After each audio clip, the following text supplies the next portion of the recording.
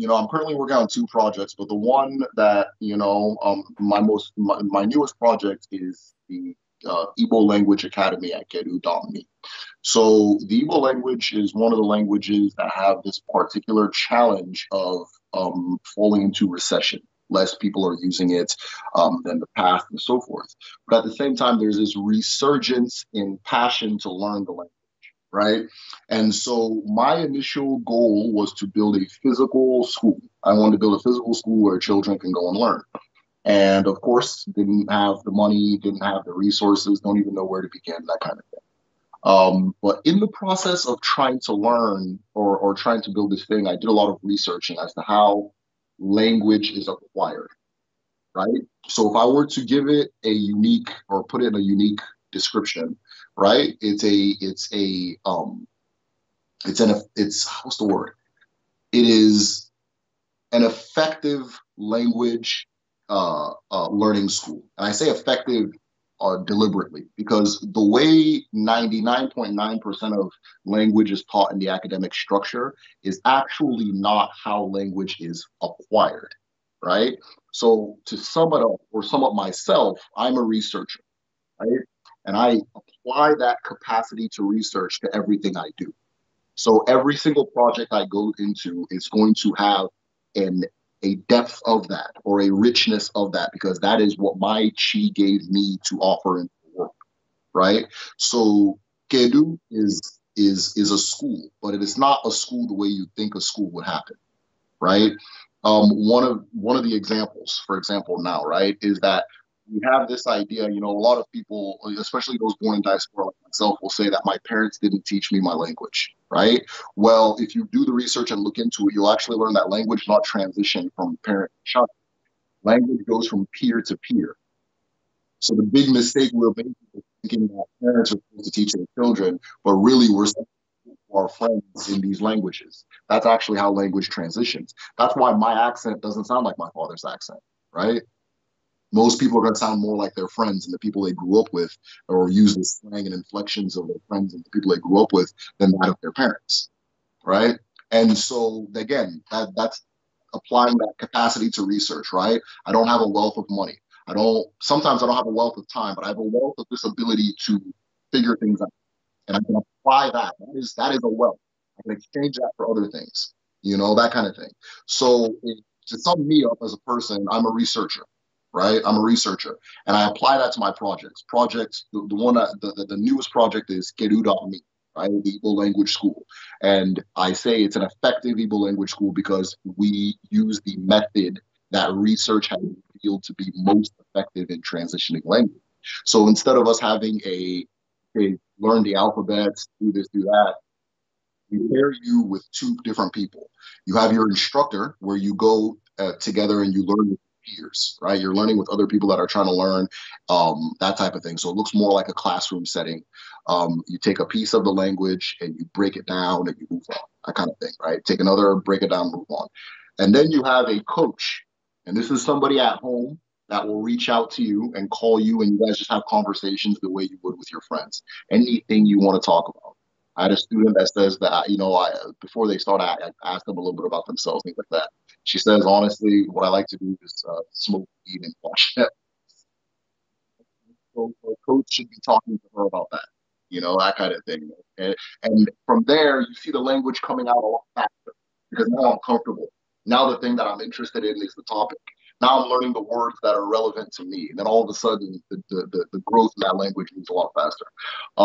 And then the medicine shell is the second project. I don't see them as separate projects, by the way, right? But the medicine shell is the second project. The medicine shell is me teaching our ancestral cosmology, history, and way of life, right? Or a way of seeing things, right?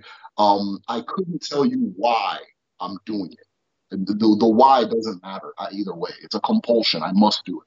Something is pushing me to do it that I don't understand, but I'm going to do it, right?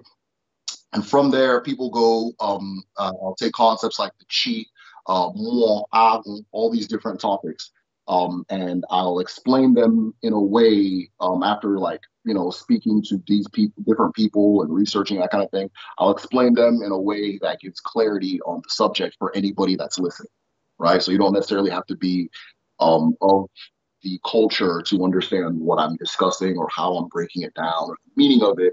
And then one of the things that a lot of my patrons and subscribers do is they'll then show me parallels in other cultures. And I try not to do that in my videos because I believe some things need to be spoken about in isolation before they're compared to other things. So I'll just speak about it as it is, and then people will tell me, okay, well, did you know that your ancestors were saying breaks down in four H's: Ugaka, Ugam, and Ati. Did you know that the Indians have a system called the yugas, which are four ages, right? And I don't know them by mind, but there's one yuga, you got something, you got something, you got something, you got something. They'll be showing me all these parallels around the world, and you come to find that we as human beings are not as different as we previously thought we were. So yeah, to sum it up, I'm a researcher.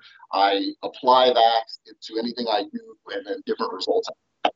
That is a deep thought, and it is very important. We need to approach it sometime also like that, that we are not alone, even both in the universe and in this world, no? I come from a people that is called Esan.